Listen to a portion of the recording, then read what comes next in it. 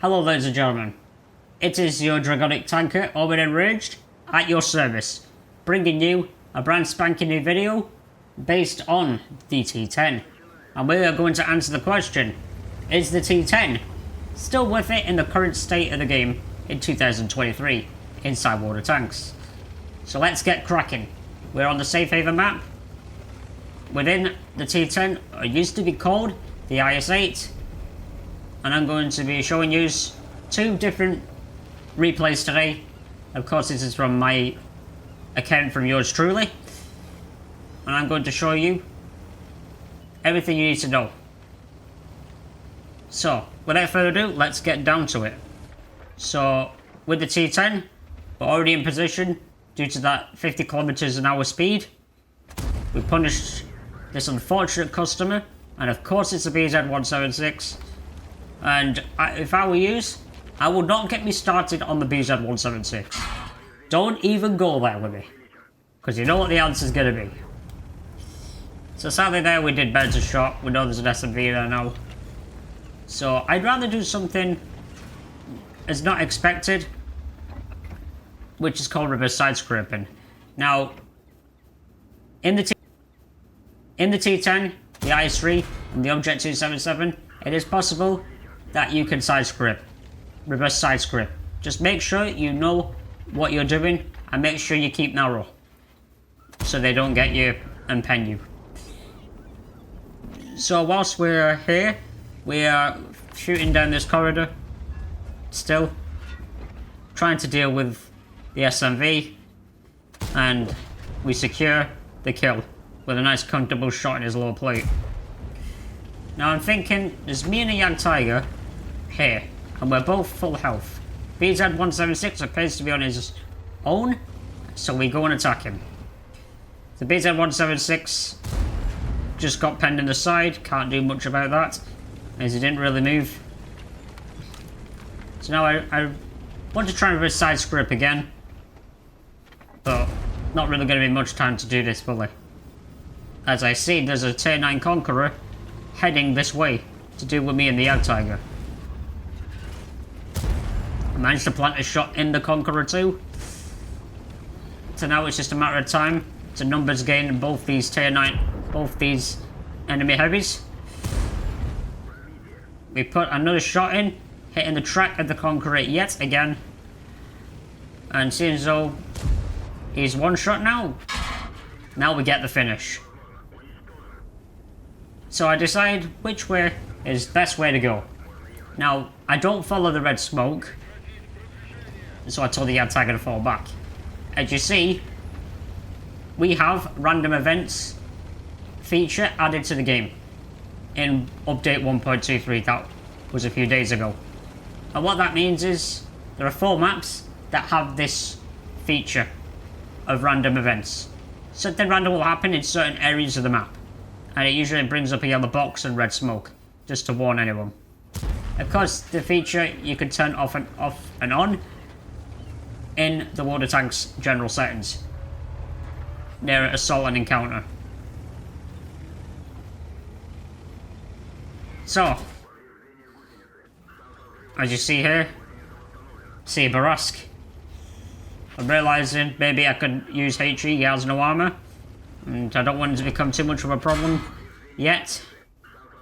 So I do put a shot in the Barask.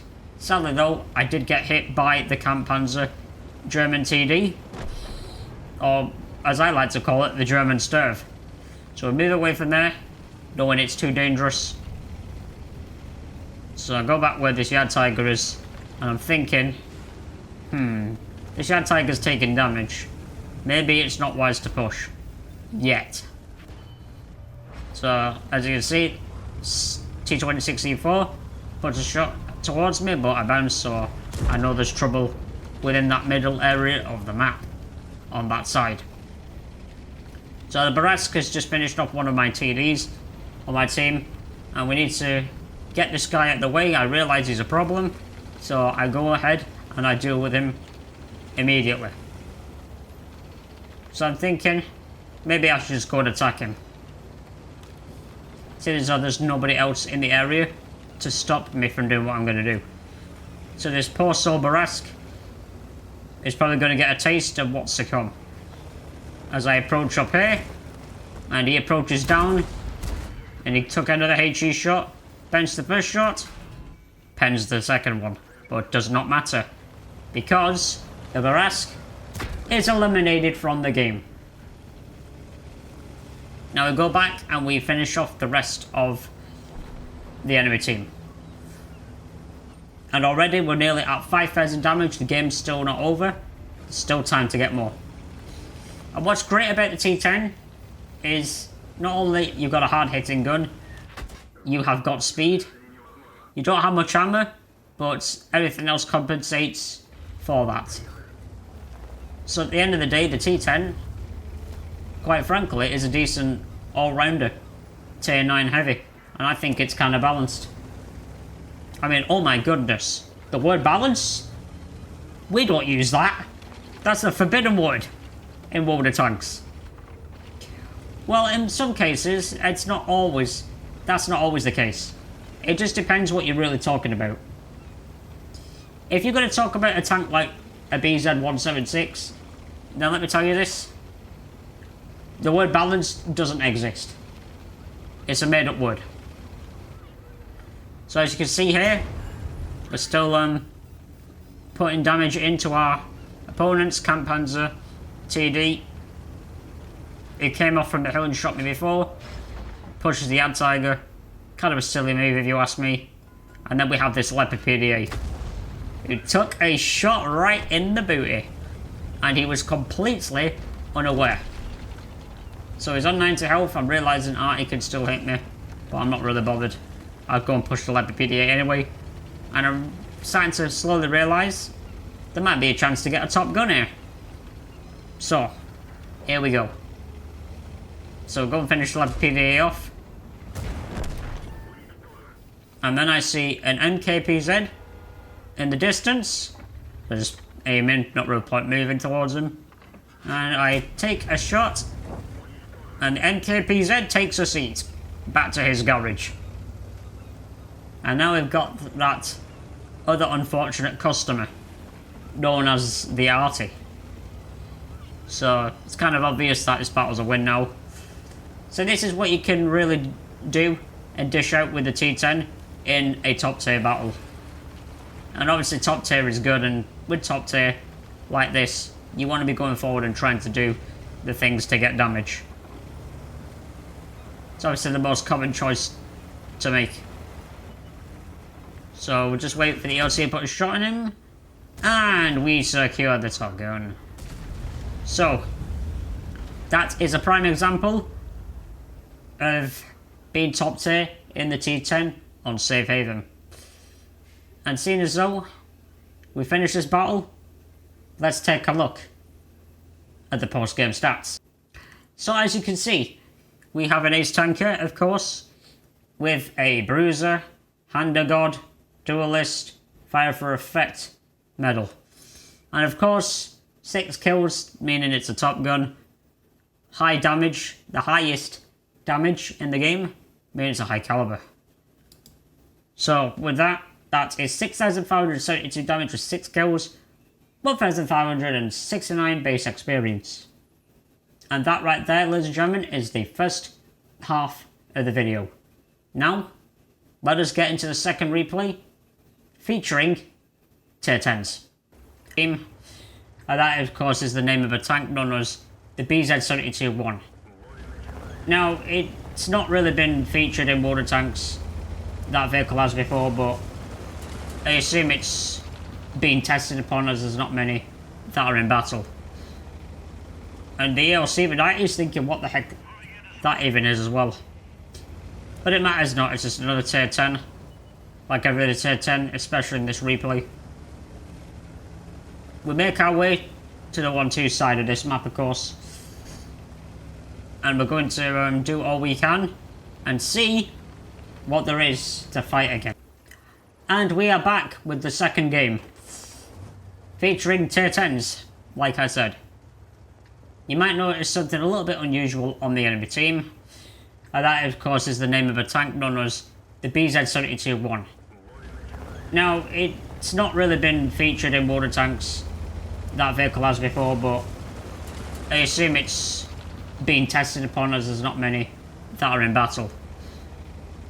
And the ELC Ignite is thinking what the heck that even is as well. But it matters not, it's just another tier 10. Like every other tier 10, especially in this replay. We make our way to the 1-2 side of this map, of course. And we're going to do all we can and see what there is to fight against. Now, I do see an ELC in that map and noticed he took a hit. We move up the hill into position, think I have a shot Progetto, no can do. ELC V9, however, is the first casualty. You want to eliminate those little buggers right away when you have the chance. Don't want to leave those things alive, trust me. Good or bad players. We see a T10 that's pulled up. We don't see anything else just yet, but we assume that of course there is going to be something. And there is an Object 277. So with him there, now I'm thinking, should I cross or not? I'm thinking about this right now. Against those two areas, seeing God support. But with that T95 there who's just been spotted now, I don't think there's any point pushing. So we need to let the opponent come to us. And that's the best thing we can do really, with the way the team is playing. T95 did take a hit of one of our teammates. I tried shooting 277, no luck. I did switch to heat. Of course that was meant to be for the T95. I wasn't intended it for the 277, but again, I didn't pen him twice. And it's going against his track with heat. And I know that doesn't pen. But we have another contestant, T10. He shot me and I shot him back. Pretty fair trade of me. So I'm thinking now, this T95 is going to do something. He's going to make himself a big problem, but a very big priority. As you'll soon see. With the way our team is, we just have to be patient. There's still plenty of time. I tried to put a shot in the T95. Unfortunately, I'm getting RNG'd to death. And of course, when RNG is like against you, it's like you're playing slot machines.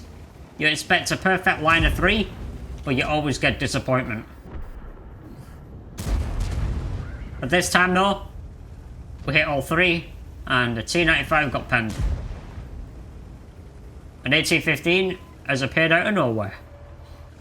I pull back, as it is a sensible thing to do in this situation. And I want to kind of deal with this guy, because he's just annoying. And he's never been put a one-shot. Of course, he's not enjoying this battle, I can tell you that now. I feel for this poor dude. Tier 8 in +2. I feel bad for him. We've been there several times, in that exact same situation. The 277 is preoccupied with what's going on behind me with my team. T95, I pen him. Unfortunately for him, he now bounced off me. Big 155mm shot bouncing off me, that doesn't usually happen. This T95 knows that the end is near. He knows the end's near to bounce that shot. And he has been sent back to his garage. And now, we can approach the 277. And like before, my team did deal with that T10, so we're okay here. And the T10 is all... And the 277 is all alone. Now we're going to give him some company. He's completely isolated. Not much he can do. Just a simple case of farm him now and get rid of him. TS5 did die to him. Not worried about that though.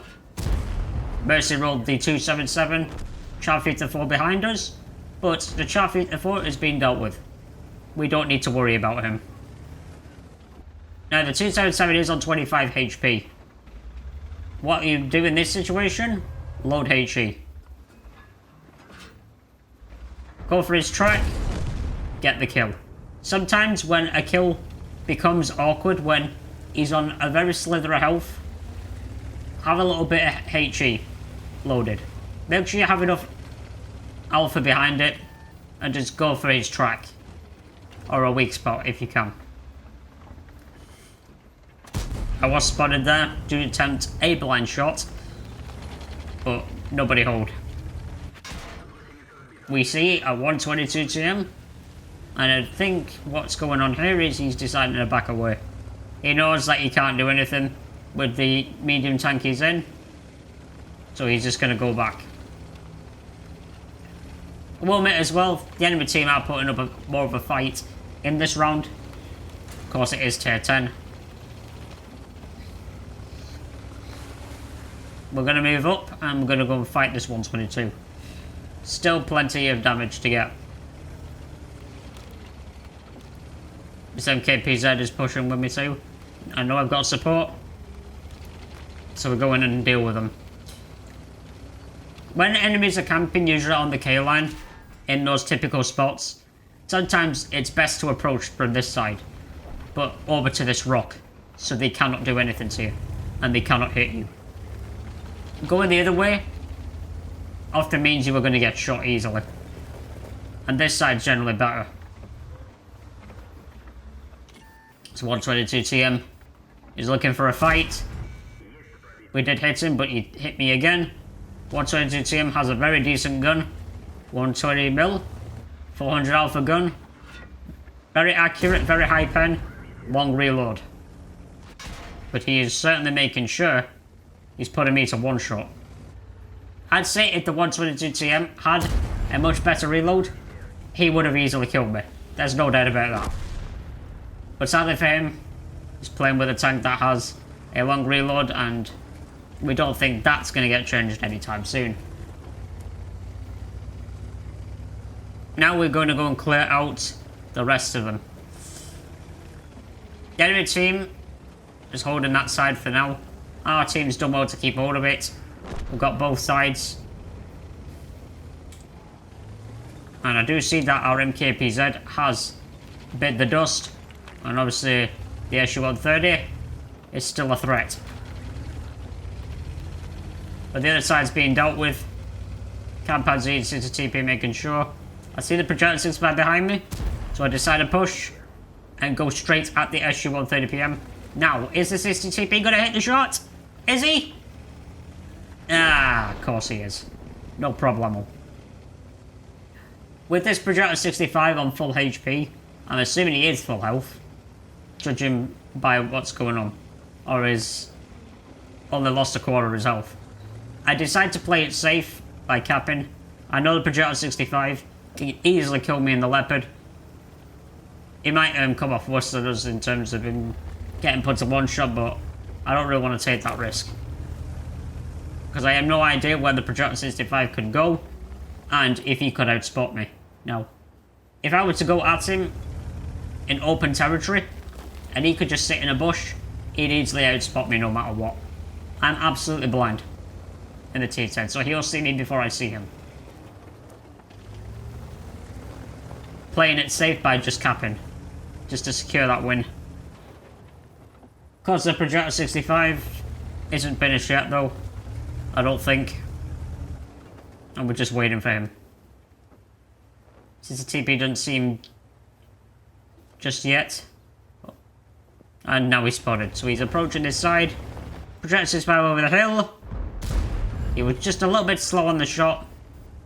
He did take a hit off me anyway. But even still, still 700 points left. And I pretty much doubt I'm going to hit him for more than 200. But that right there is everything you need to know about the T10 in a tier 10 matchup. Obviously, I've had to play a little bit more safer, and of course, we're on a different map.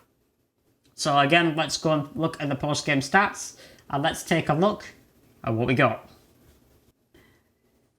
With the ending to that battle, here we are. So, another ace tanker.